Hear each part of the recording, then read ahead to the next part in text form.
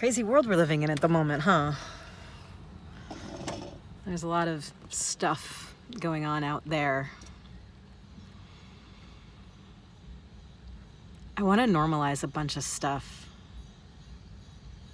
I want to normalize that it's difficult to regulate emotions when they are overflowing. It's difficult to regulate emotions when we're hungry or malnourished or dehydrated or mineral imbalanced or vitamin deficient or any of the other crazy things that can go wrong with the way we eat and drink. When we are tired, when we are weary, when we have had insufficient quality of sleep, when we're drained,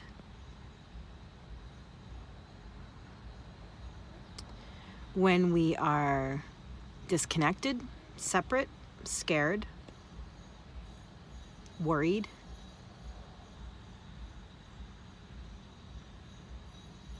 lonely, in pain, discomfort, feeling like there's really a sense of there's something wrong here. It's really hard to regulate our emotions then, and it's really hard to learn anything new. It's really difficult to thrive when we're in any of those states. All of those states really block our natural flow.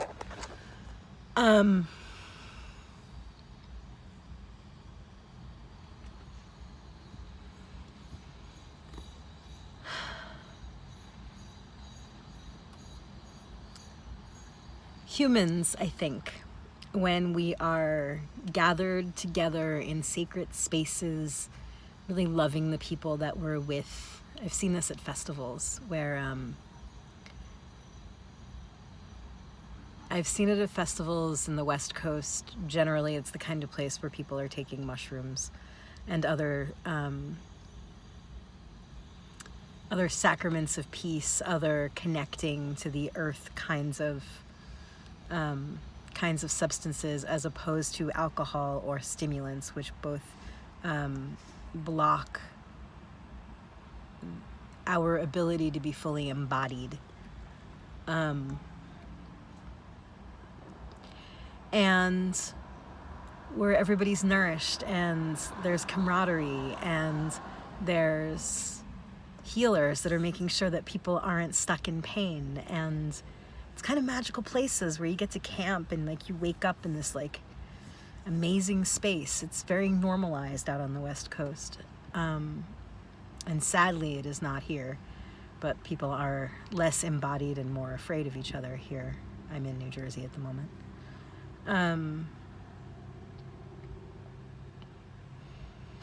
I had a good long talk with somebody that's evidently in a gang a few days ago, and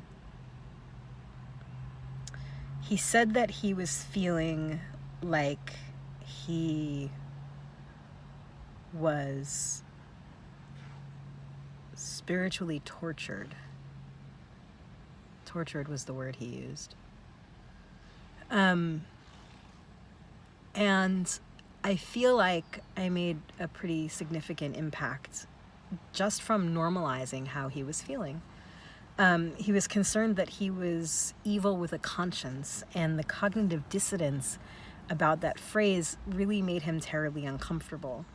And so my definition of evil is lacking in empathy and benevolence. And so I explained that to him, and then he's like, man, I've got so much empathy. He said, I'm suffering here. He said, I'm doing terrible things, and I'm feeling that I'm doing terrible things. And he said, there has to be a better way.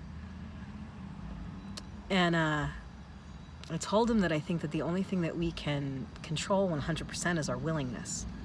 So we can't control our thoughts. We can impact them, and we can direct them to some degree, but we don't control them. If I tell you to think about, the penguin that's, I'm actually seeing it in my mind's eye, that there's a penguin that's over there, like in the corner of the room or something, corner of the car, that's on roller skates and it's wearing, you know, a pink tutu, you're going to imagine some version of that or try and resist imagining that. And you don't have control over that, really. You're very impressionable. So am I. It's a part of the human condition, I think. And we don't really have control over the containers that we're in. We get to impact it, certainly, by what we choose to do with it. But like, you don't really have much say over whether or not your heart is beating. You would have to do something pretty drastic to get it to stop. In fact, you know, it's going to keep doing that without your knowledge, permission, consent, or whatever. And that's an interesting thing to think about, actually. Heart's going to continue to beat without my consent. Who am I then? And how does that work? But I really want to normalize like what this guy was going through. What I said to him is that given his circumstances, his life makes sense to me. He has absolutely no opportunity for any kind of economic growth. I'm sure he's the legal system, once you get involved in it, makes it very difficult to do anything legal outside of it, because you're banned from doing an awful lot of things once you've gotten involved. And so he's using his skill set to the best of his ability to take care of what he needs to take care of from his own point of view. And I normalize that for him. Like, I get it. I get why he's doing what he's doing. I don't think he's evil. I think he's doing some things that, you know, we didn't really talk about what he was doing, but he said he was doing terrible things. And so, like, that doesn't feel good to me. It doesn't feel good to me, some of the behaviors that are coming out of the lifestyle that he finds himself in. But that he finds himself there doesn't surprise me, and that he makes the kinds of choices that he makes doesn't surprise me. It seems very normal to me. It seems tragic. It seems unsustainable. It seems unworkable. It seems heart-wrenching. It seems all kinds of things. But I get it. Like, I get how he's making the choices that he's making. Given the same life that he was making, I might choose the same things. You know, and if I had, you know, I'm in the town that I lived in the last place that my name was on a lease. I gave it up Christmas Eve 2014. It's been almost 4 years since I had a place that was my own. And for only very brief instances have I had even an address since then. That was not a mailing address.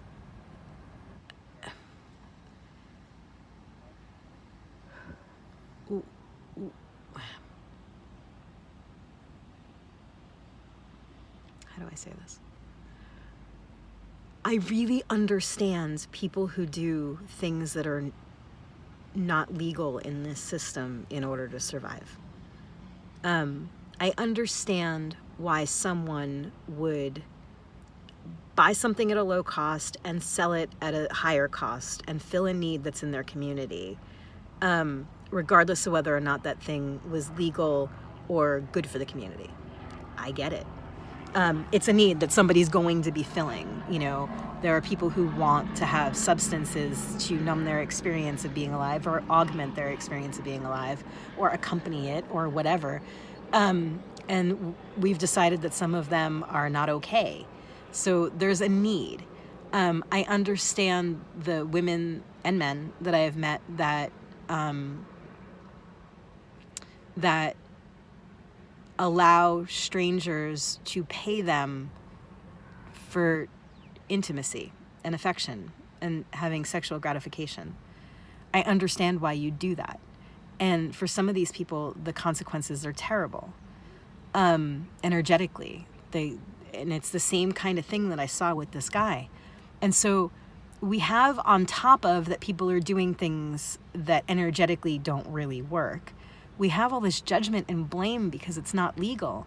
And yes, something should be illegal, and we should have some sort of system that holds people accountable for things that we have decided that really isn't okay. It's not okay to walk around killing people. But yet, we have people that get to do that with impunity. I think impunity is the word I mean. Police officers kill people all the time. They don't get a right to a trial then. They don't get the right to be innocent until proven guilty. They're just dead.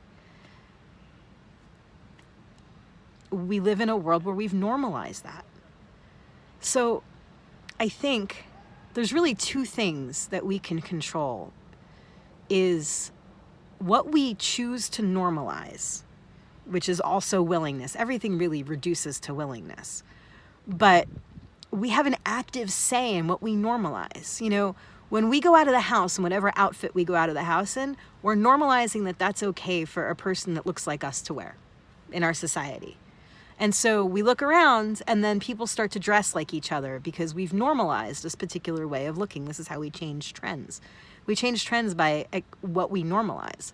So there's been a time in our history where we were normalizing that women didn't have the right to vote, and that women couldn't own property without a man signing off on it, and that women couldn't open a bank account or have a credit card without a man.